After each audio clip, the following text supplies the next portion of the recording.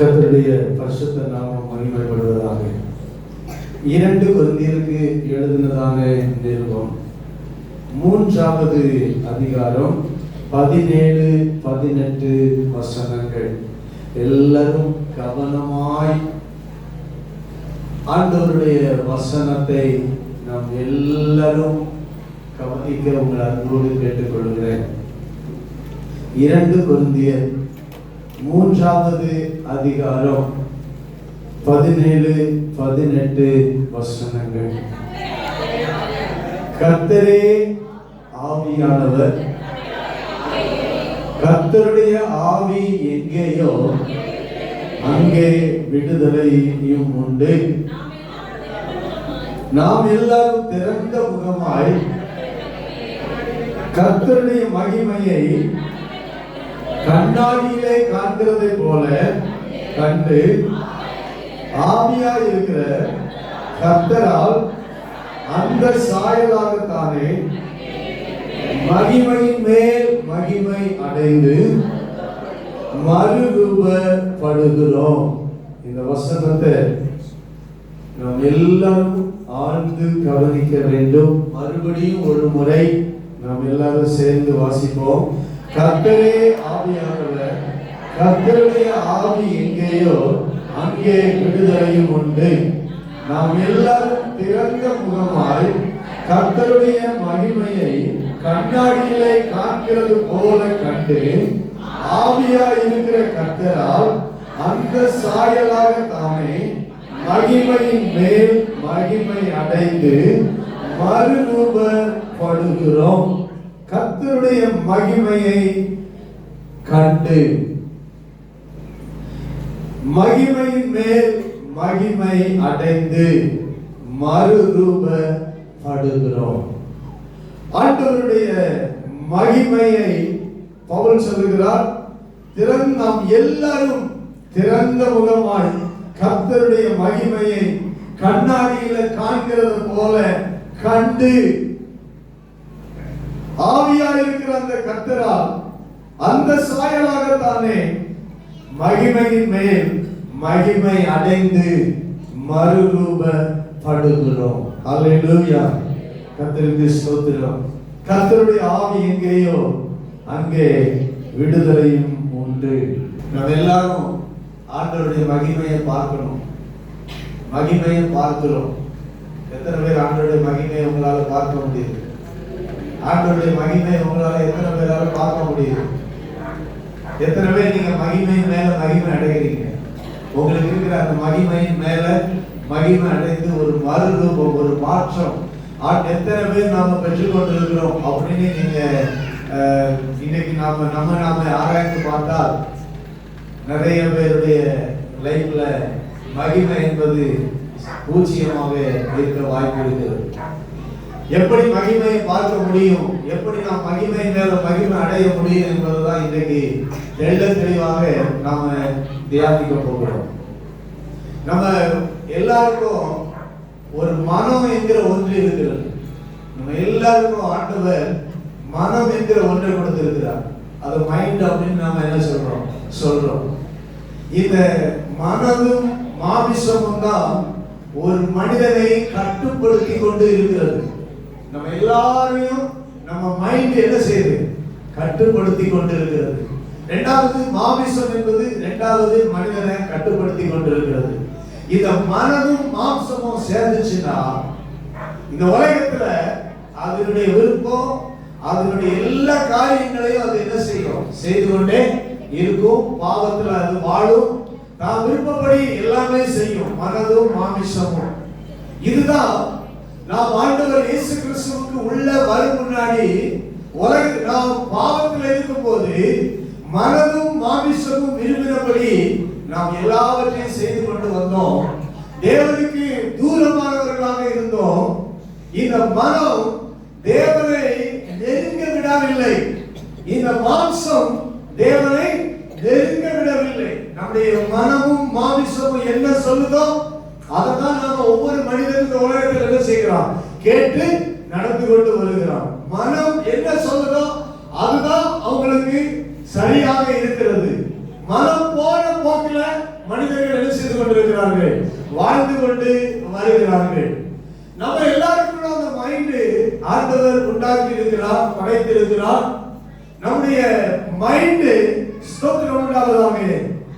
இயேசு கிறிஸ்துவுக்குள்ள நாம வரும்போது ஆண்டவர் மனதை அவர் ஸ்தோத்திரம் நம்ம மனம் மைண்ட உலகத்தில் இருக்கும்போது சாத்தான் குருடாக்கி விட்டான் என்று வேதம் சொல்லுகிறது. நம்ம மனம் போல போக்குல நடக்கிறாங்க அப்படின்னு சொல்லுகிறோம். ஆனா வேதம் அதை எப்படி சொல்லுகிறது என்றால் அவர்களுடைய மனதை பிசாசானவன் என்ன செய்து விட்டான்? குருடராக்கி விட்டான். மனதை காண முடியாதபடி அவருடைய கண்கள் அடைக்கப்பட்டு விட்டது. மனதில் ஒரு கண் இருக்கிறது. அல்லேலூயா. மனதில் ஒரு வெளிச்சம் இருக்கிறது. அந்த மனம் குருடாக்கப்படுகிறது. மனம் அடைக்கப்பட்டு விடுகிறது. பார்க்க முடியாதபடி, வெளிச்சத்தை பார்க்க முடியாதபடி, உண்மையை பார்க்க முடியாதபடி அந்த மனம் என்ன செய்கிறது? அடைக்கப்பட்டு விடுகிறது. மன கண்கள் அடைக்கப்பட்டு விடுகிறது. அது குருடாக்கப்பட்டு விடுகிறது. அது மூடப்பட்டு விடுகிறது. மனம் மூடப்படுகிறது. அதனாலதான் மனம் போன போக்கில மனிதன் என்ன செய்து கொண்டிருக்கிறார்? நடந்து கொண்டு வருகிறான். மனம் குருடாக்கப்படுகிறதை 2 கொரிந்தியருக்கு எழுதுவதாக நிருபம் 4வது அதிகாரம் 4வது வசனத்துல இந்த வாசித்த இந்த அதே பேஜ்ல கடைசியில நாம பார்க்கிறோம். தேவனுடைய சாயலா இருக்கிற கிறிஸ்துவின் மகிமையான சுவிசேஷத்தின் ஒளி அவிசுவாசிகளாகிய அவர்களுக்கு பிரகாசமாய் இராதபடிக்கு இப்பிரபஞ்சத்தின் தேவனானவன் அவர்களுடைய மனதை குருடாக்கினார். இந்த பிரபஞ்சத்துக்குரிய தேவனானவன், அதாவது சாத்தான், இந்த உலகத்துக்குரிய அவன் அவர்களுடைய மனதை என்ன செய்தானா? குருடாக்கினார் என்று வேதம் சொல்லுகிறது. மனம் குருடாக்கப்பட்டிருக்கிறது. அதனால்தான் அவங்க செய்தது தவறு என்று அவங்களுக்கு என்ன செய்யாது? தெரியவே தெரியாது. யாருடைய மனதெல்லாம் அடைக்கப்பட்டிருக்கோ, யாருடைய மனதெல்லாம் குருடாக்கப்பட்டிருக்கோ, அவங்க செய்யறது ஒண்ணுமே அவங்களுக்கு தெரியாது. தவறு பண்ணுவாங்க, ஆனா அது சரி என்று அவங்க நினைப்பாங்க. ஏன்னா அவங்க மனது சொல்லும்,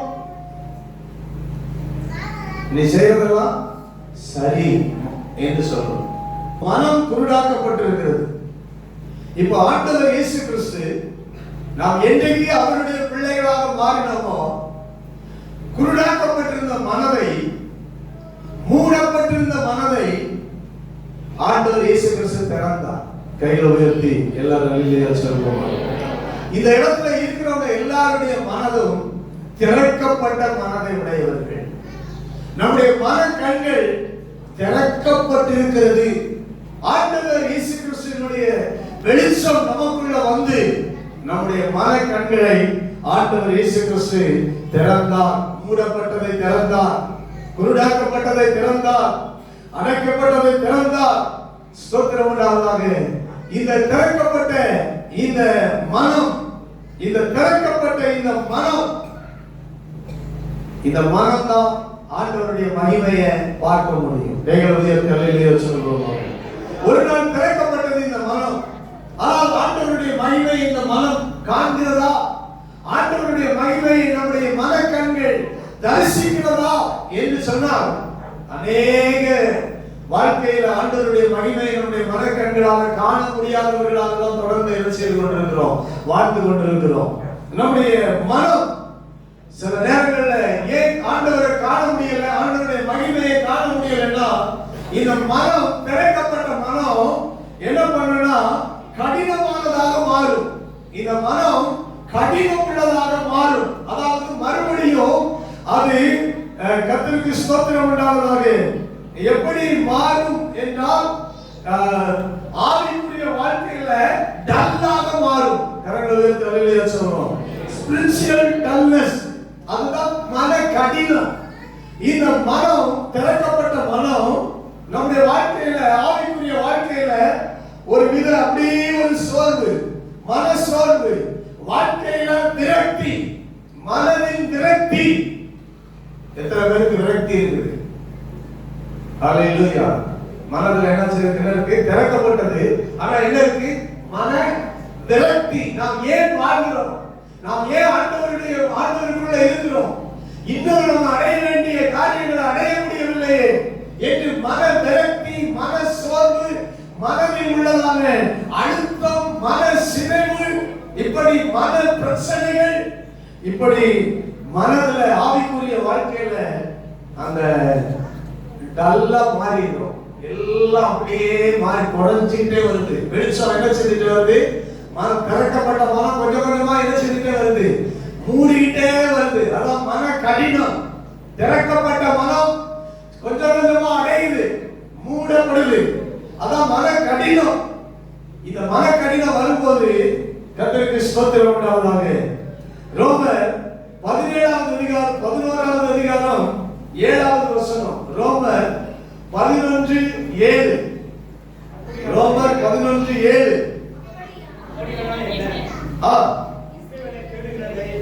தேடுகிறதை அடையாமல் இருக்கிறார்கள், தெரிந்து கொள்ளப்பட்டவர்களோ அதை அடைந்திருக்கிறார்கள். மற்றவர்கள் இன்றைய தினம் வரைக்கும் கடினப்பட்டு இருக்கிறார்கள். கடினப்பட்டு இருக்கிறார்கள். கடினமான ஒரு மனம். கர்த்தருக்கு ஸ்தோத்திரம் உண்டாவதாக. இது இந்த வசனத்துல இன்னும் 25வது வசனம். ரோமர் 11:25 கடைசி பகுதி. இஸ்ரவேலில் ஒரு பங்குக்கு கடினமான மனது உண்டாயிருக்கும். இதை ரோமருக்கு எழுதுனதாமே நிருபம் 2வது அதிகாரம் 5வது வசனம்.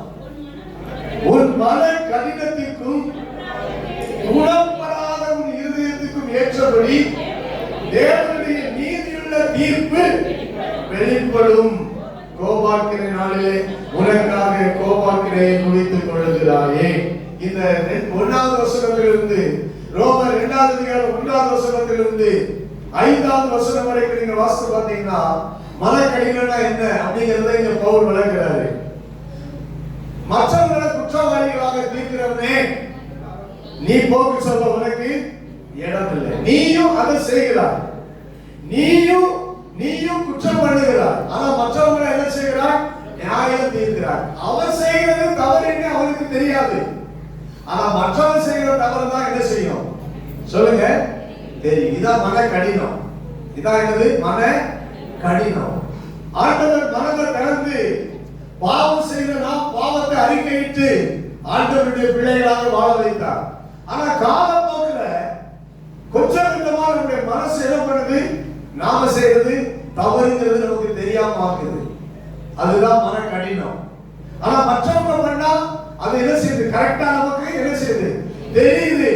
மற்றவங்களை குற்றப்படுத்துறோம், மற்றவங்களை தவறு என்று சொல்லுகிறோம். ஆனால் நாம் செய்கிற தவறு நமக்கு தெரியாம இருந்தா நாம் எதுவாக இருக்கிறோம்? மன கடினத்துல இன்னும் மனம் அடைக்கப்படுகிற சூழ்நிலையில் இருக்கிறோம். மனம் கொஞ்சம் கொஞ்சமாக அடைக்கப்பட்டு கொண்டு வருகிறது. எனவே மறுபடியும் இந்த மனம் திறக்கப்படணும். கைகளையும் தலையிலையும் சொல்லுவாங்க, மனம் திறக்கப்படணும், மனம் திறக்கப்படணும். கர்த்தருக்கு ஸ்தோத்திரம் உண்டாவதாக.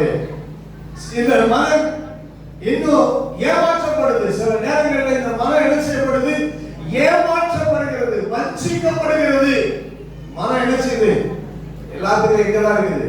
சொல்லுங்க, எல்லாருக்கும் எங்கதான் இருக்கு? சீக்கிரம் சொல்லுங்க. மைண்ட்ல தான் பிரச்சனை. அல்லேலூயா. மனம் சில நேரம் ஏமாற்றப்படுது, கடினமாகுது, ஏமாற்றப்படுது. 2 கொரிந்தியர் புத்தகம் 11வது அதிகாரம் 3வது வசனத்துல நாம பார்க்கிறோம். 2 கொரிந்தியர் 11வது அதிகாரம் 3வது வசனம். பொறுமையா கொஞ்சம் நல்லா இந்த சத்தியத்தை கேட்கணும். சர்ப்பமானது தன்னுடைய தந்திரத்தினாலே ஏவாளை வஞ்சித்தது போல. ஏவாளை எங்க ஏமாற்றினது? ஏவாளை எங்க ஏமாற்றினது? தோட்டத்துல மைண்ட்ல ஏமாத்துச்சு. சர்ப்பம் ஏவாளை என்ன பண்ணுச்சு? அவருடைய மனதில் ஏமாற்றுச்சு, மைண்ட்ல ஏமாற்றுச்சு. மைண்ட் அவருடைய மைண்ட்ல நீ இந்த பழத்தை புசிக்கலாம், தேவன் நல்லவர் அல்ல, அவர் என்ன சொன்னது, நீ அந்த பழத்தை சாப்பிட்டா அவரை போல ஆயிடுவாய் என்று அவர் சொன்னது, அவரை போல ஆகக்கூடாது என்பதற்காக தான் சொல்லி இருக்கிறார் என்று சொல்லி இந்த சர்ப்பம் இந்த ஏவாளுடைய மனதை என்ன செய்தது?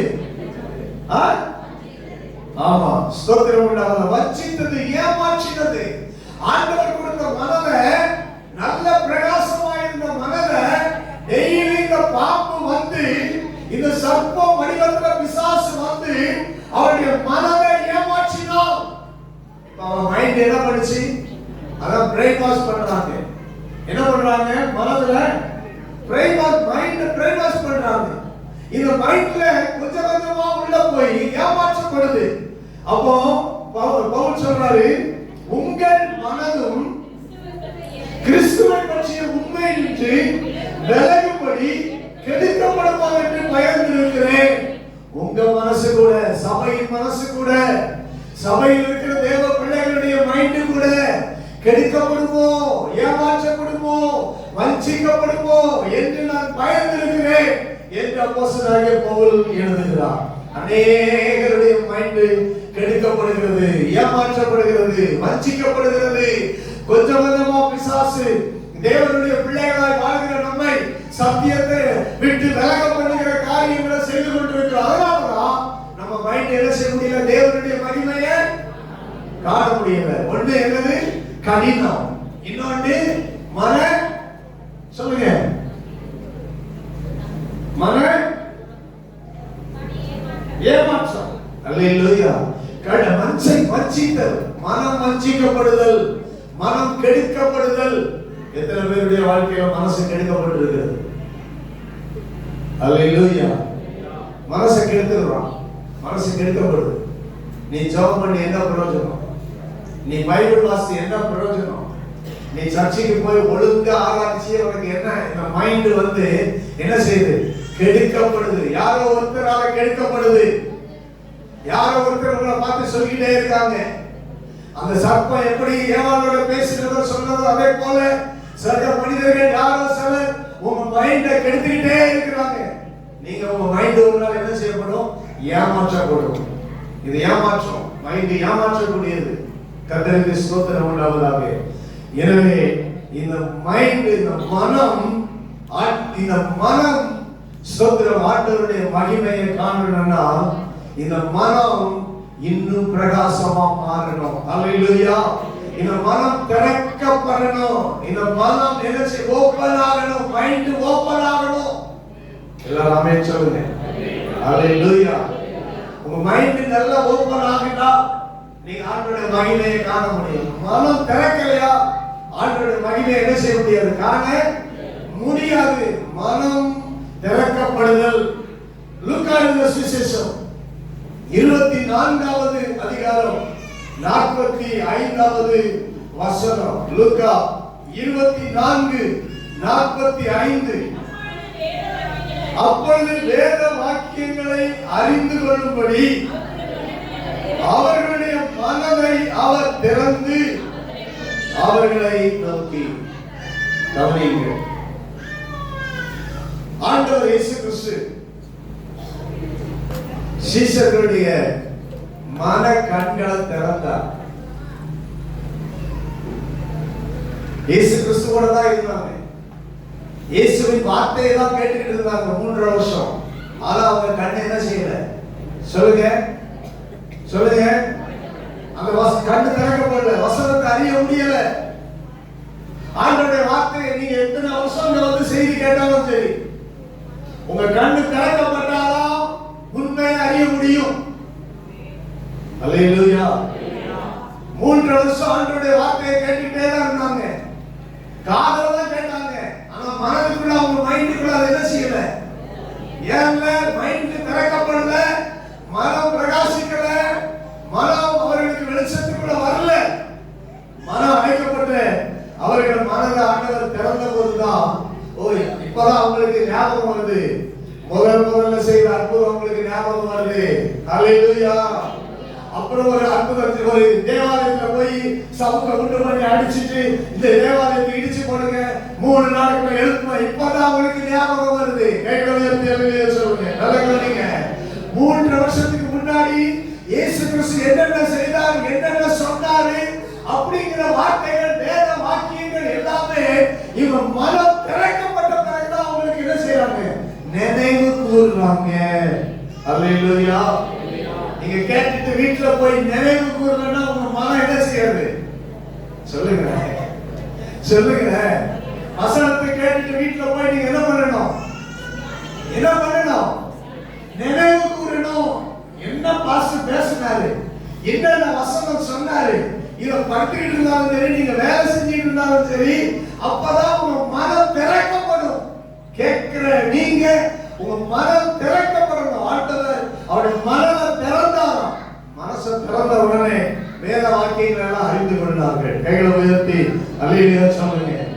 இந்த பைபிளை அறியணும்னா மனம் திறக்கப்படணும். இந்த பைபிளை எல்லாரும் வாசிக்கலாம். ஆனா மனம் திறக்கப்படாம இந்த பைபிளை பற்றி 1000 காரியத்தை சொல்லிட்டு இருப்பாங்க. இந்த மனசு திறந்த பிறகுதான் சீஷர்கள் ஆண்டவருடைய வார்த்தையின்படி செய்ய ஆரம்பித்தார்கள். அவன் சொல்லுவாங்க. மனம் திறக்கும் வரைக்கும் அவங்க ஜெபமே பண்ணல. நல்லா கவனிங்க. மனம் திறந்தாலும் ஜெபம் வரும். மனம் திறக்கப்படாம ஆண்டவர் வாங்க 3 பேரே அப்பட வாங்கி கிறிஸ்தவரை தோட்டத்துல கூட்டி போறாரு. 3 பேர் என்ன பண்ணிட்டு இருந்தான்? தூங்கிட்டா இருந்தான். ஜெபம் வராது. நீ மனம் திறக்கப்படலன்னா ஜெபம் பண்ண முடியாது. கூடவா இருந்தாங்க. இயேசு ஜெபம் பண்றாரு, முடி போட்டு 3 பேரும் குறைக்க விட்டு தூங்குறான். இதான் நிலைமை. மனம் திறக்கப்படாட்டா மறுரூபம் வகையில 3 பேர் ஏற்றாங்க. இயேசு அவர்களுக்கு முன்பாக மறுரூபமானாரு. பார்க்கலாம், எலியாவுக்கு கொண்டு உமக்கு கொண்டு யார் மோசைக்கு ஒரு கூடாரம் போடுவா அப்படின்னா சொல்லுங்க. அங்கே நித்திரமயக்கமாக இருந்தா அப்படின்னு எழுதியிருக்கு. எப்பவுமே ஒரு தூக்க மயக்கம் இருக்கும், தெளிவு இருக்காது. சொல்லுங்க சொல்லுங்க. தெளிவு இருக்காது. ஆண்டவர் கூட தான் இருப்பான். தெளிவு இருக்காது. சபைக்கு கரெக்டா வருவான். தெளிவு இருக்காது. மனம் திறக்கப்படாது. ஜெபம் ஓடாது. வேதம் ஓடாது. பைபிளை திறப்பான், மூடுவான். ஓகே சரிதானே? சரியா இல்லையா? சொல்லுங்க. ஆமா ஸ்தோத்திரம். பைபிள் பார்க்க பைபிளை திறந்தா ஓடாது. ஒண்ணும் ஓடாது. ஏன்னா தெளிவு இல்லை. மனம் திறக்கப்படணும். ஜெபம் பண்ணு 21 நாள் ஜெபம். ஸ்தோத்திரம். அல்லேலூயா. ஜெபம் பண்ண வரணும். ஜெபம் நீங்களா ஜெபம் பண்ணிருக்கீங்க. மனம் திறக்கப்பட்டா கண்டிப்பா நீங்க ஜெபம் பண்ணுவீங்க. அல்லேலூயா. மனம் திறக்கப்பட்டுச்சு. இப்போ சொல்ல கவனிங்க. இயேசுவே சொன்னாரு, யார் கூட இருக்கும்போது உபவாசம் பண்ண மாட்டான். ஆனா நான் மேல போற பிறகு என்ன பண்ணுவான்? இந்த 12 பேர் உபவாசம் பண்ணுவான் அப்படின்னாரு. அதே போல இயேசு கிறிஸ்து உயிர்த்தெழுந்த பிறகு 40 நாள் கூட இருந்தார் பாருங்க. 40 நாள் நல்லா ஜெபம் பண்ண வச்சாரு. கைகளை உயர்த்தி அல்லேலூயா சொல்லுங்க. ஆமென். அப்புறம் அவர் பரலோகத்துக்கு எழுந்தருளி போனார் பாருங்க. 10 நாள் வீட்டை விட்டு வெளியே வராம ஜெபம் பண்ணார். இந்த ஜெபம் எப்படி இருந்துச்சு? மனம் திறக்கப்பட்டதுனால அப்போஸ்தலர்களுக்கு, சீஷர்களுக்கு, 120 பேருக்கு மனம் திறக்கப்பட்டதுனால வந்துச்சு. ஜெபம் பண்ணணும்ங்கற உணர்வு.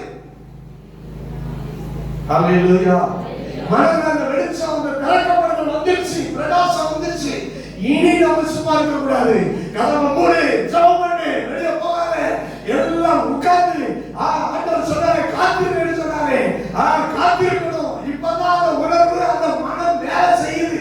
மனம் திறக்கப்பட்டிருக்கு. ஆண்டவர் சொன்னதை இப்ப கரெக்டா செய்யறாங்க. அல்லேலூயா. அல்லேலூயா. அல்லேலூயா. மனம் திறக்கப்பட்டால் நம்ம எல்லாம் சரியாக நடப்போம். ஆண்டவர் சொன்னதை கீழ்ப்படிவோம். ஆண்டவர் சொன்னதுபடி நாம செயல்படுவோம்.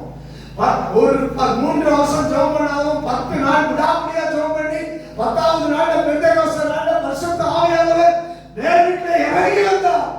எங்களை பற்றி ஆண்டவர் மகிமைப்படுத்துவாங்க. அல்லேலூயா. ஜெபத்திலும் வேண்டுதலிலும் உறுதியாய் அவர்கள் தரித்திருந்தார்கள். அப்பதான் மகிமையை காண முடியும். மனம் திறக்கப்படாம மகிமை என்ன செய்ய முடியாது? பார்க்க முடியாது. மனம் திறக்கப்படணும். கர்த்தருக்கு ஸ்தோத்திரம் உண்டாவதாக. ஹல்லேலூயா. ஆண்டவர் மனதை திறந்தார். இந்த இடத்துல வந்திருக்கிற நம்முடைய மனதை ஆண்டவர் இயேசு கிறிஸ்து திறப்பாராக.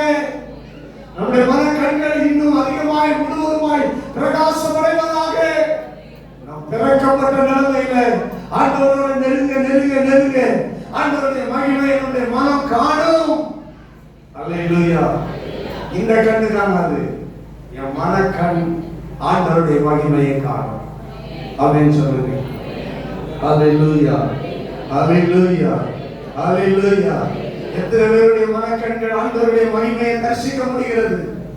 உங்கள் மனக்கண்ணில் ஆண்டவருடைய மகிமையை எத்தனை பேர் அனுபவிக்க முடிகிறது? கண் ஸ்தோத்திரம் உண்டாவதாக. மனக்கண்களை ஆண்டவர் இயேசு கிறிஸ்து திறந்தார். இன்னைக்கு இந்த வசனத்துல மிகவும் ஆழமான காரியங்கள் இருக்கிறது. ஸ்தோத்திரம். நாம் வாசித்தவை இந்த 1-2 கிழந்தாலே நிருபம் 17-18 வசனங்கள். இதற்கு முந்தின இந்த அதிகாரத்தை கொஞ்சம் நீங்க நான் விளக்குறேன். இப்போ இந்த அதிகாரத்தை கொஞ்சம் நான் விளக்குறேன். ஏன்னா சரியான சத்தியம்னா என்ன செய்யணும்? நான் முன்னையும் பின்னையும் என்ன செய்யணும்? சொல்லணும். சரியா விளக்கணும். பைபிளை சரியா விளக்கணும். இந்த 3வது அதிகாரத்துல பவுல் ஒரு காரியத்தை எழுதுகிறார். நீங்கள் ஒரு டாபிக், நீங்கள் எங்கள் நிருபங்கள் அப்படிங்கிறார். நீங்கள் கிறிஸ்துவினுடைய நிருபங்கள், கிறிஸ்துவின் கடிதங்கள், கிறிஸ்துவினுடைய புக்குகள் அப்படிங்கிறார். எங்களுடைய தெரியல சொல்லணும். அப்படிதான் அர்த்தம். அன்னைக்கு நிருபம்னா கடிதங்கள் அப்படின்னு அர்த்தம். பவுல் அநேக நிருபங்களை எழுதுறாரு சபைக்கு. இந்த தேவனுடைய பிள்ளைகளை பார்த்து சொல்றாரு, இப்ப நான் எழுதின பேப்பர்ல இருக்கிற கடிதம் இல்ல, நீங்க தான் என்னுடைய நிருபங்கள் அப்படிங்கிறாரு. கைகளுடைய ஆமென் சொல்லுங்க. அல்லேலூயா. இப்ப புரியும், உங்களுக்கு புரியணும். நீங்க தான் கிறிஸ்துவினுடைய நிருபங்கள் அப்படின்னு என்ன சொல்றாரு? 1, 2, 3 வசனம் வரைக்கும் எழுதுறாரு. நீங்க எங்க நிருபம் அப்படின்னு 2வது வசனத்துல எழுதுறாரு. அல்லேலூயா. 3வது வசனத்துல நீங்கள் எங்கள் ஊழியத்தினால் உண்டாகிய கிறிஸ்துவின் நிருபங்களாய் இருக்கிறீர்கள் என்று வெளியரங்கமாய் இருக்கிறது அப்படின்னு எழுதுறாரு. கடிதத்துல பேப்பர்ல எழுதுறதுக்கு மைய தேவை. கவனிங்க. ஆனா நீங்களே புக்கு எங்க எழுதணும்? இப்ப சொல்லுங்க. எங்க எழுதணும்? மனம்ல எழுதணும். அல்லேலூயா. எங்க எழுதணும்? மனம்ல எழுதணும். எழுதுறவர் யாரு? ஆவியானவர். இதுதான் இப்ப அண்டர்ஸ்டாண்ட் பண்ண, நீங்க புரிஞ்சுக்கணும். இந்த அதிகாரத்துல பவுல் சொல்ல வர்றாரு. பவுல் சொல்றாரு, மையினால் அல்ல, 3வது வசனத்துல ஜீவனுள்ள தேவனுடைய ஆவியினால நீங்க உங்க மனதில எழுதப்படுகிறது. அல்லேலூயா. ஆமென். கற்பலகைகளில் அல்ல, ஸ்லேட்ல இல்ல, சொல்லுங்க, சதையான உங்கள் இருதயங்களாகிய பலகைகள்ல எழுதப்படுகிறது. அப்படின்னா என்ன அர்த்தம்? மனசுல எழுதப்படுது, மைண்ட்ல எழுதப்படுது. அல்லேலூயா. எழுதப்பட்டு இருக்கிறது அப்படிங்கிறாரு. இப்ப நீங்க எல்லாருடைய உங்க மைண்ட்ல என்ன எழுதப்பட்டிருக்கு? உங்க மைண்ட்ல இப்ப என்ன எழுதப்பட்டிருக்கு?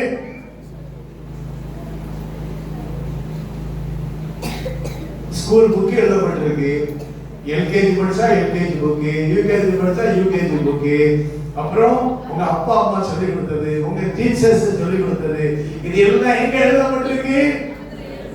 மனதில் எழுதப்பட்டிருக்கு. இப்ப நீங்க ஒரு புக்கு, நீங்க ஒரு கடிதம், இப்ப சர்ச்சைக்கு வாரீங்க. இப்ப உங்களுக்கு எது எழுதப்பட்டிருக்கணும்? எது எழுதப்பட்டிருக்கணும்? பைபிள் உங்க இருதயத்துல, உங்க மனதில எழுதப்பட்டிருக்கிற நிருபங்களா? நீங்க தான் ஒரிஜினல் புக்கு, பைபிள் புக்கு. சொல்லுங்க. இது எழுத்து, இது பிரிண்டிங் எழுத்து. ஆனா உங்களுக்குள்ள இருக்கிறது பிரிண்டிங் கிடையாது. உங்களுக்குள்ள இருக்கிறது சொல்லுங்க, அதையா சொல்ல ஒரிஜினல்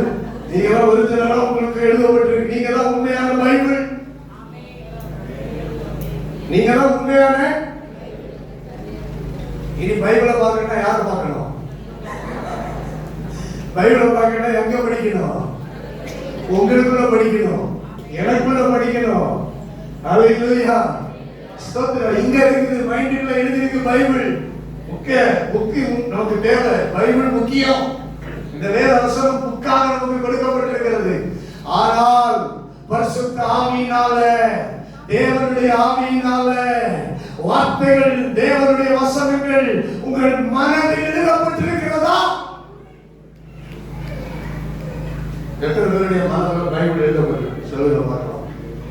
20 வருஷம் சர்ச்சைக்கு வாரீங்க, 10 வருஷம் ஆராதனைக்கு வாரீங்க, பிரசங்கத்தை கேட்கிறீங்க, பைபிள் வாசிக்கிறீங்க. எத்தனை பேருடைய மனதில் பைபிள் இருக்குது? ஸ்தோத்திரம். அவ்வளவுதான் சொல்றேன். இப்போ நீங்க கிறிஸ்துவினுடைய, சொல்லுங்க, கிறிஸ்துவினுடைய நிருபம், கிறிஸ்துவினுடைய பைபிள், கிறிஸ்துவினுடைய புக்கு நீங்க தான் அப்படின்னு எழுதுறாரு. எழுதிட்டு இப்ப சொல்றாரு, அடுத்து மோசேயை கொண்டு வர்றாரு இந்த அதிகாரத்துல. மோசே சீனாய் மலைக்கு போனார். சீனாய் வாசிப்போம். யாத்திராகமத்தின் புத்தகம் 33வது அதிகாரம் 11வது வசனம். யாத்திராகமம் 33, 11, 34, 28, 29. ஒருவன் தன் சிநேகிதனோட பேசுகிறது போல கர்த்தர் மோசேயோடு முகமுகமாய் பேசினார். எல்லாம் ரிப்பீட் பண்ணுங்க. மைண்டுக்குள்ள போகணும். இப்போ மைண்டுக்குள்ள இந்த வசனம் போகணும். சொல்லுங்க, ரிப்பீட் பண்ணுங்க.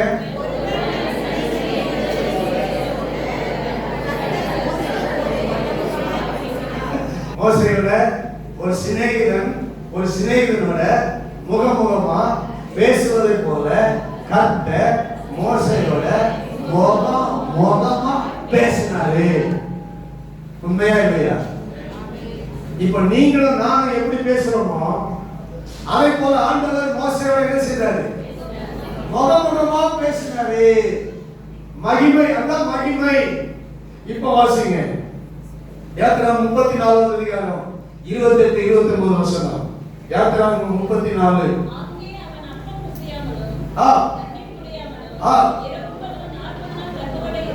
40 நாள் கர்த்தரோட இருந்தான். சீனாய் மலையில தண்ணி குடிக்கல, அப்பம் புசிக்கல. 40 நாள் கர்த்தரோட இருந்தான். சொல்லுங்க, மைண்ட்ல இப்ப சொல்லுங்க, யாரோட இருந்தான்? அவருக்கு யார் சிநேகிதர்? அவருக்கு யார் ஃப்ரெண்டு? அவரை விட்டா வேற யாரும் இல்ல.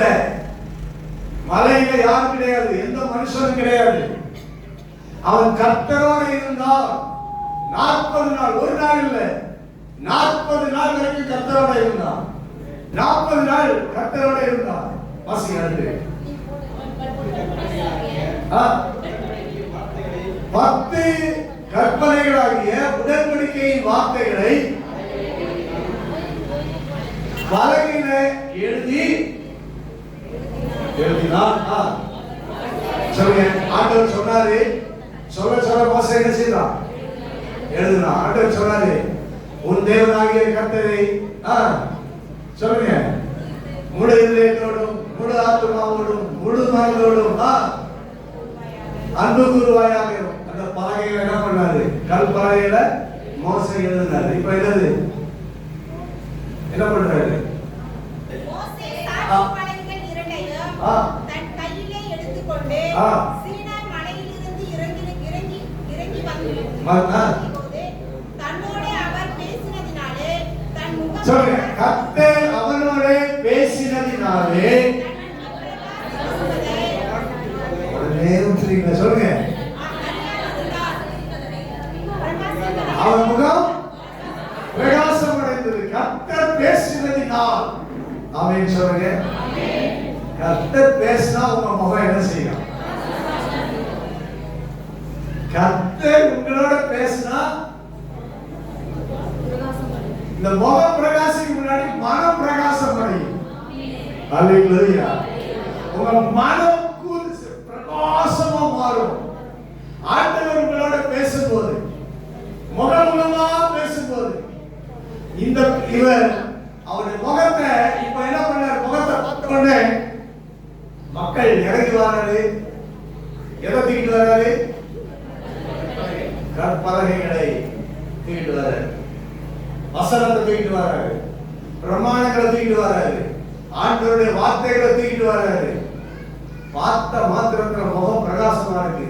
மக்கள் எல்லாரும் சொல்றாங்க, உங்க முகத்தை எங்களால என்ன செய்ய முடியல, பார்க்க முடியல அப்படிங்கிறாங்க. உடனே மோசே ஒரு முக்காட போடுறாரு, துணியை மாட்டு முகத்தை மூடியது. மனம் திறக்கப்படுகிறது, முகம் மூடப்படுது. ஹல்லேலூயா, ஆமென். கர்த்தருக்கு ஸ்தோத்திரம். இப்போ இத சொல்றாரு மோசே, பவுல் சொல்றாரு, நீங்க ஸ்தோத்திரம் உண்டாவதாக. 13வது வசனத்துல பவுல் இஸ்ரவேல் புத்திரருக்கு பாராதபடி மோசே தன் முகத்தை என்ன செய்யறான்? முக்காடு போட்டான், மூடிட்டான். 14வது வசனத்துல அவர்களுடைய மனது கடினப்பட்டது. பழைய ஏற்பாடு வாசிக்கப்படுகையில் அந்த முக்காடு நீங்காமல் இருக்கிறது. கவனிங்க, அவங்க முக்காடு என்ன செய்யலையா? என்ன முக்காடு?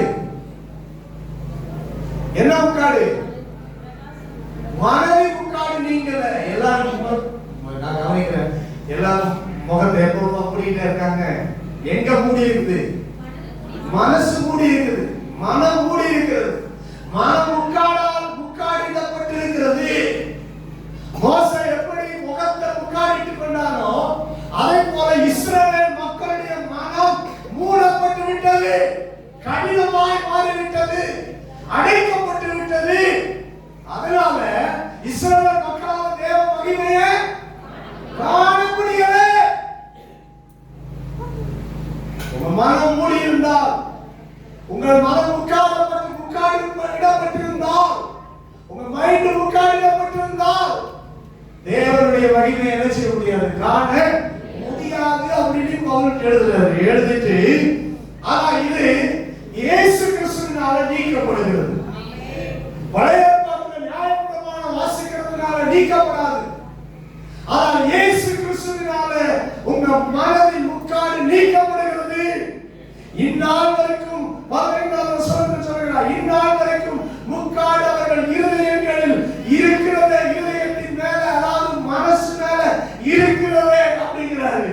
அவர்கள் கர்த்தரிடத்தில் மனம் திரும்பினால் அந்த முக்காடு, மனதை மூடப்பட்ட முக்காடு எடுபட்டு போகும், அந்த பிறை எடுபட்டு போகும், அந்த கடினம் எடுபட்டு போகும். கர்த்தரே ஆவியானவர், கர்த்தருடைய ஆவி எங்கேயோ அங்கே விடுதலையும் உண்டு, அங்கே திறக்கப்படுதல் உண்டு. அல்லேலூயா சொல்லுவோம். ஆமென். அங்கே குருட்டாட்டம் மாறுகிறது உண்டு, விடுதலை. கர்த்தரே ஆவியானவர், கர்த்தருடைய ஆவி எங்கேயோ அங்கே என்ன விடுதலை உண்டு? என்ன விடுதலை உண்டு? நான் உங்களால பேச வைக்கிறேன், ஏன்னா நீங்க மைண்ட்ல நல்லா பதியணும். என்ன விடுதலை உண்டு? விடுதலை. ஆண்டவர் ஆவியா இருக்கிறார், இயேசு கிறிஸ்து ஆவியா இருக்கிறார். இப்ப ஆவியா இருக்கிறாரு. இந்த ஆவியா இருக்கிற இயேசு கிறிஸ்து என்ன பண்றாரு? விடுதலை கொடுக்கிறாரு. இங்க இருக்கிறாரு, மனதில் இருக்கிறாரு. நம்ம மனதில் இருக்கும் போது விடுதலை கிடைக்கிறது. என்ன விடுதலை? கண்ணு திறக்கப்படுற விடுதலை. கைகளை உயர்த்தி சொல்லுவோம். குருட்டாட்டம் மாறுகிற விடுதலை, மகிமை பெறுகிற விடுதலை, மகிமையை பார்க்கிற விடுதலை. அல்லேலூயா சொல்லுங்க. அல்லேலூயா. நீங்க நினைக்கலாம் விடுதலை உண்டு, இந்த வசனம் எப்போதுமே ஜெபம் பண்ணும்போது கர்த்தருடைய ஆவி எங்கேயோ அங்கே விடுதலை உண்டு. என்ன விடுதலை உண்டு? உங்க மனம் மகிமையை பார்க்கணும். நம்ம மனம் என்ன செய்யணும்? மகிமையை, கர்த்தருடைய மகிமையை பார்க்கணும். அதான் விடுதலை. நீ கர்த்தருடைய மகிமையை பார்க்கணும், இன்னும் விடுதலை இல்லாம நம்ம வாழ்ந்து கொண்டிருக்கிறோம். நம்முடைய மனம் கர்த்தருடைய மகிமையை பார்க்கணும். கர்த்தருடைய ஆவியானவர் மனதில் வாசம் பண்ணுகிறார், நம்முடைய நம்பிலே அவர் வாசம் பண்ணுகிறார். நம்முடைய மனம் விடுதலை அடையணும். அப்படி விடுதலை அடையும் போது விடுதலை அடையும் போது 18வது வசனம், நாம் எல்லாரும் திறந்த முகமாய், அப்படின்னா திறந்த மனதாய். சொல்லுங்க, விடுதலை கிடைச்சிச்சுல? திறந்த அடுத்ததாய் கர்த்தருடைய மகிமையை கண்ணாடியில, இப்போ உங்க பேச எதுல பாப்பீங்க? உங்க வீட்டுல இங்க வர முன்னாடி நீங்க எதுக்கு முன்னாடி நின்னுட்டு வந்தீங்க? கண்ணாடி முன்னாடி நின்னுட்டு உங்களை பார்த்துட்டு வந்தீங்க. இப்ப நீங்க உங்க மன கண்ணு யார பார்க்கணும்? ஆண்டவருடைய மகிமையை பார்க்கணும். அப்படி மகிமையை கண்ணாடியில காண்கிறத போல கண்டு கொஞ்சம் எடுத்துங்க. உடனே அடுத்ததுக்கு போறீங்களே, கொஞ்சம் ஸ்தோத்திரம். மகிமையை கண்ணாடியில, உங்க முகம் கண்ணாடியில தெரியுது. ஆனா இயேசுவின் முகம், இயேசுவின் மகிமை கண்ணாடியில தெரியுதா? உங்க மன கண்ணாடியில தெரியுதா? மன கண்ணாடியில தெரியுதா?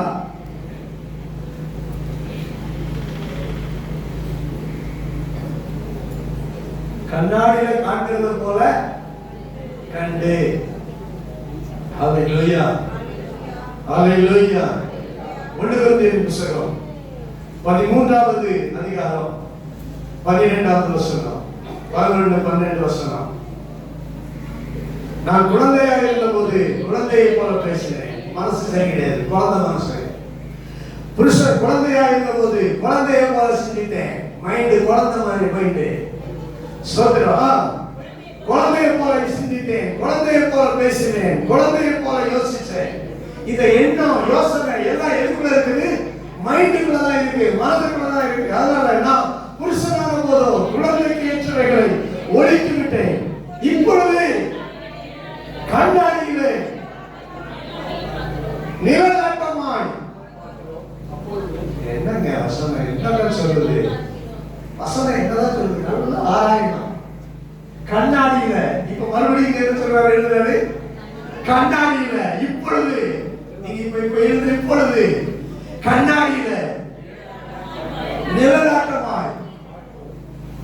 எத்தனை பேர் பாக்குறீங்க நிழலாட்டமாய்? சொல்லுங்க. இப்பொழுது, இப்போ நீங்க எல்லாரும் பாக்குறீங்க.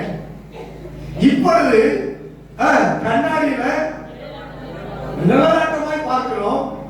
அப்பொழுது ஒரு நாள் வரும், அப்பொழுது முகமுகமா பார்ப்போம். ஆனா இப்போ இயேசுவை எப்படி பார்க்கிறேன்?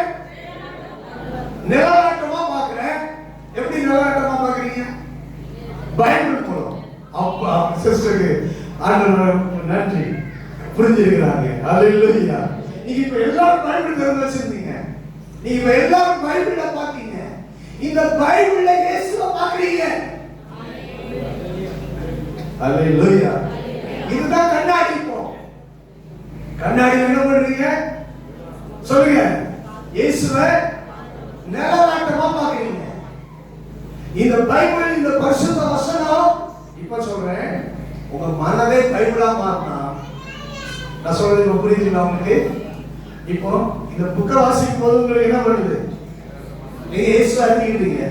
உங்க மனதை பைபிளா மாறினா நீங்க இயேசுவை எப்படி பார்ப்பீங்க? அவ்வளவு அழகா அப்படி பார்க்க முடியும், அப்படி பார்க்க முடியும். மனம் பைபிளா மாறணும். வசனம் உங்களுக்கு கிடைக்காத ஒரு பஞ்சம் வரும். ஆனா மைண்ட்ல நீங்க ஏத்திக்கிட்டீங்கன்னா வசனம் உங்களுக்கு கிடைச்சிக்கிட்டே இருக்கும். ஹalleluya. கர்த்தருக்கு ஸ்தோத்திரம் உண்டாவதாக. எப்படி இருக்கிறது நிருபம் 8வது அதிகாரம் 10வது வசனம். அந்த நாட்களுக்கு பின்பு நான் இஸ்ரவேல் குடும்பத்தாரோட பண்ண உடன்படிக்கையாவது என்னுடைய பிரமாணங்களை அவர்களுடைய மனதிலே வைத்து அவர்களுடைய இருதயங்களில் அவைகளை எழுதுவேன்.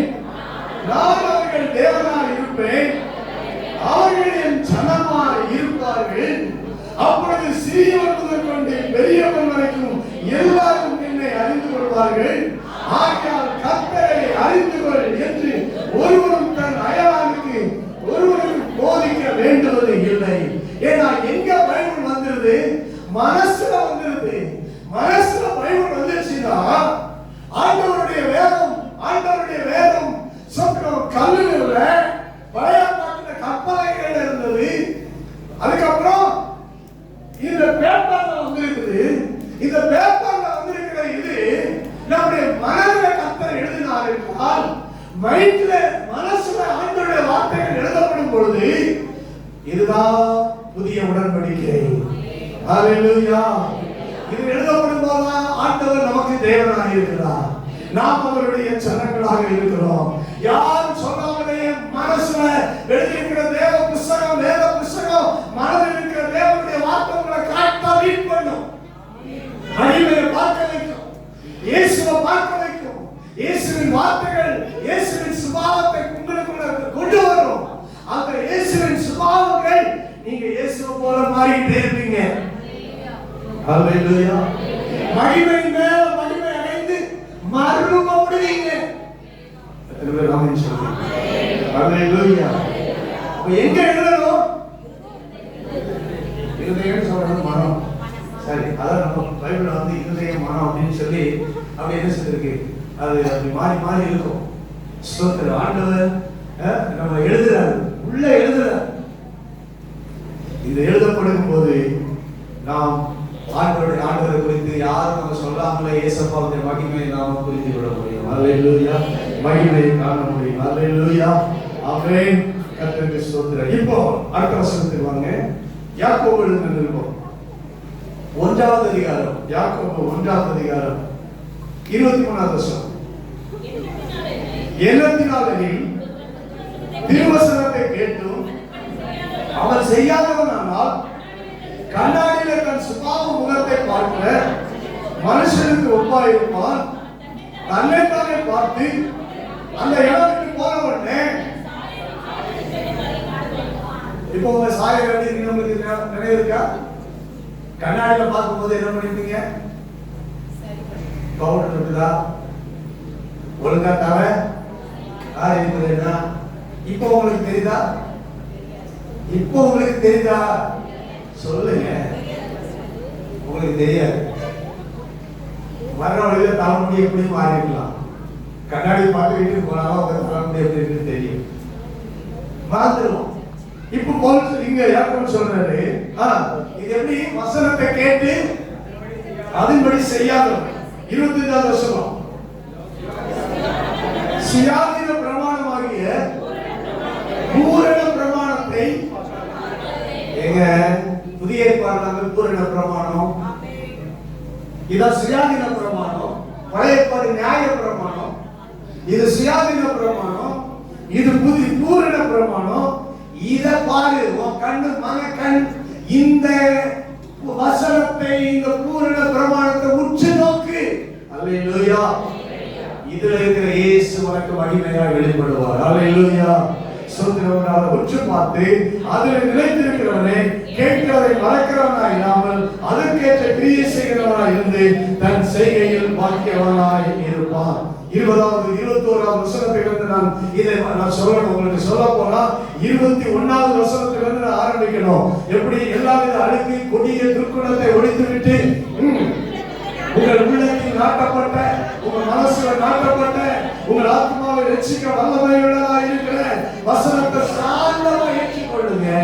வசனத்தை கேட்கிறவர்களாய் மாத்திரமல்ல, அதன்படி செய்கிறவர்களாயும் இருங்கள். கைகளை தட்டி ஆண்டவரை மகிமைப்படுத்துவோம். ஹalleluya. ஆமென். இந்த வசனத்தை கேட்டுட்டு அதன்படி செய்யும் போது உங்க மனம் என்ன செய்யுது? மறுரூபப்படுது. மகிமை தர மகிமை அடைகிறீங்க. உங்க மனம் மறுரூபப்படுது. அல்லேலூயா. இயேசுவை பார்க்கிறீங்க. அல்லேலூயா. இயேசுவின் சுபாவத்துக்குள்ள மாறீங்க. அல்லேலூயா. இயேசுவுக்காக கனி கொடுக்கிறவர்களா மாறீங்க. வெளிச்சமா மாறீங்க. அவருடைய சுபாவம் உங்க மன கண்களை அப்படியே உங்களை அவர் போல ஒரு மறுரூபத்துக்குள்ள மாற்றிக்கொண்டே வருகிறது. வசனம் வசனம் வசனம். ஆமென். ஜெபம் ஜெபம் ஜெபம். ஆண்டவரோட நீங்க இருக்கும்போது ஜெபமும் வேதமும் கைகளை உயர்த்தி வெளியே சொல்லுவோம். அல்லேலூயா. ஆமென். ஆண்டவரோட ஒரு மனிதன் இருக்கிறான் என்றால் என்ன அர்த்தம்? அவன் அவரோடு பேசுவான், அவன் அவனோடு பேசுவான். அல்லேலூயா. ஆமென். அவன் அப்பொழுது அவன் கண்களிலே அவருடைய மகிமையை கண்டு கண்டு கண்டு கண்டு அவனுடைய மனம் திறக்கப்பட்டு திறக்கப்பட்டு மனம் பிரகாசமடைந்து பிரகாசமடைந்து சொந்தமிடாதாக அவன் மறுரூபப்படுகிறான். எபேசியருக்கு எழுதின நிருபம் 1வது அதிகாரம் 19வது வசனத்தின் கடைசி பகுதியை மட்டும் நான் வாசிக்கிறேன். நீங்கள் அறியும்படிக்கு அவர் உங்களுக்கு பிரகாசம் உள்ள மனக்கண்களை கொடுக்க வேண்டும் என்றும் வேண்டிக் கொள்கிறேன். சபைக்கு எழுதுகிறார், நான் ஜெபம் பண்றேன் உங்களுக்காக.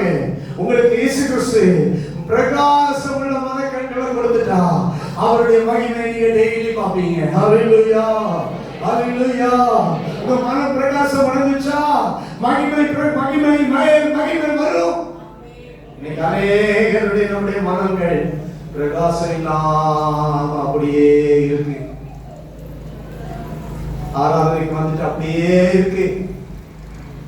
மனம் பிரகாசமா இருந்தா எவ்வளவு ஆண்டவருடைய வார்த்தை இன்னும் வேணும், இன்னும் வேணும், இன்னும் வேணும், இன்னும் வேணும், இன்னும் வேணும். ஆண்டவருடைய வார்த்தை, ஆண்டவர் என்னோட பேசும் பேசும் பேசும் பேசும்.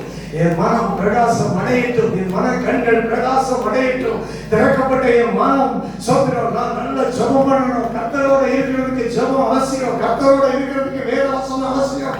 வேதமாக மாறணும். நாம் கர்த்தரை போல மாறணும். சொல்லுங்க, நீங்கள் ஒரு வேதமாக மாறணும். வேதத்தில் இருக்கிற இயேசு கிறிஸ்துவை போல மாறணும். சொல்லுங்க, எத்தனை பேர் மாற போறீங்க? ஹalleluya. நீங்கள் வேதமாக மாறணும்னா நீங்கள் இயேசுவை போல மாற முடியும். இயேசுவில் இருக்கிற இந்த வேதத்தில் இருக்கிற இயேசு கிறிஸ்துவை போல அந்த சாயலாக தானே மகிமையின் மேல் மகிமையுடைய மறுபட முடியும். ஒரே வசனத்தை மட்டும் வாசித்து முடிச்சேன். ரோமருக்கு எழுதுறாங்க, ரோமருக்கு எழுதுறாங்க 12வது அதிகாரம் 1-2 வசனம்.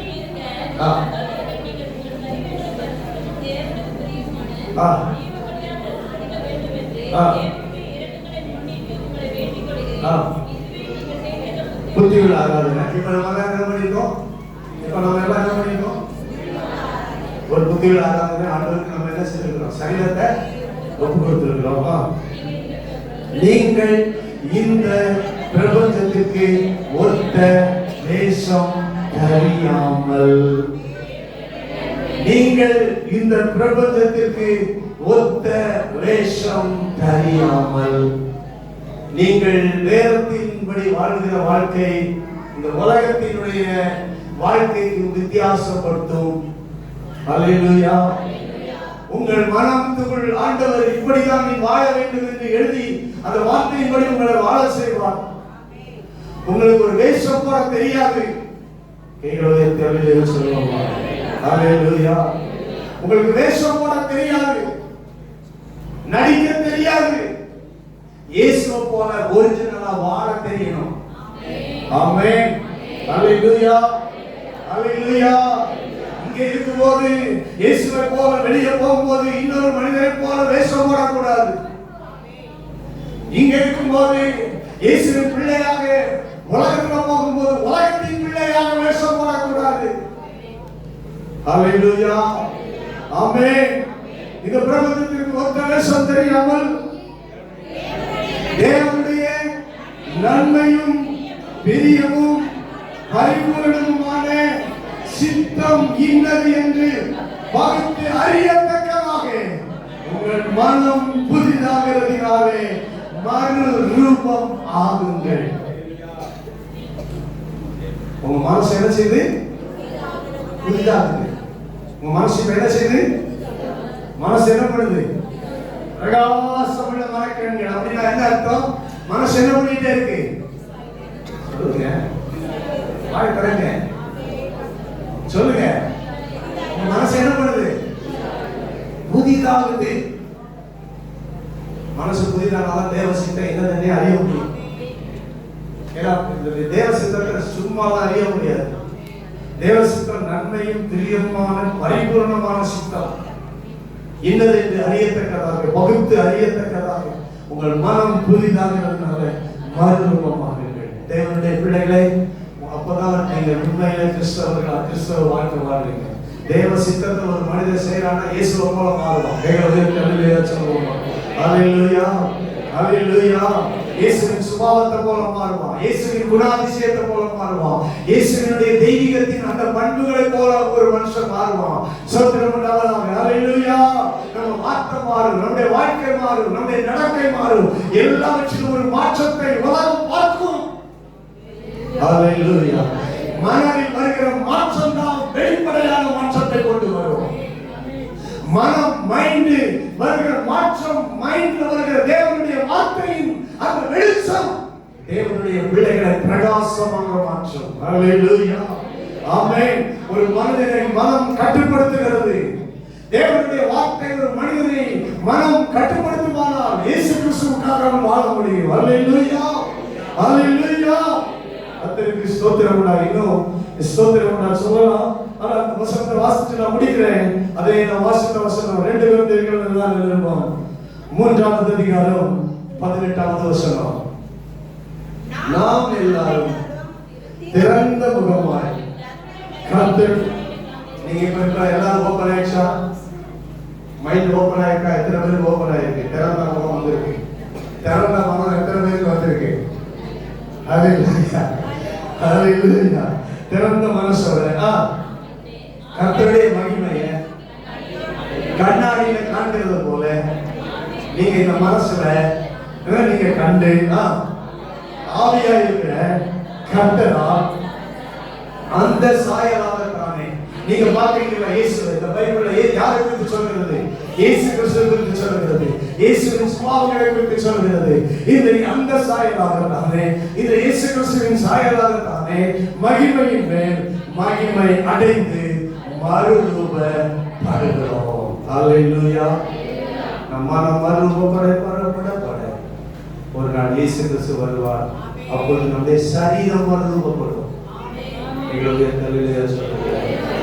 இன்றைக்கு நமக்கு இந்த உலகத்துல மனம் மறுரூபப்பட்டால் இயேசு கிறிஸ்து வரும்போது ஒரு நாள் நம்முடைய சரீரத்தை மறுரூபப்படுத்துவார். இந்த சரீரம் உருமாறும், நாம் மறுரூபம் அடைவோம். ஹல்லேலூயா. ஆமென். ஸ்தோத்திரம். இன்றைக்கு நம்முடைய மனம் மறுரூபம் அடைய, மகிமை மேல் மகிமை அடைய நம்ம ஒப்புக் கொடுப்போமாக. கர்த்தர் இயேசு கிறிஸ்து நம் அனைவரையும் ஆசீர்வதிப்பாராக.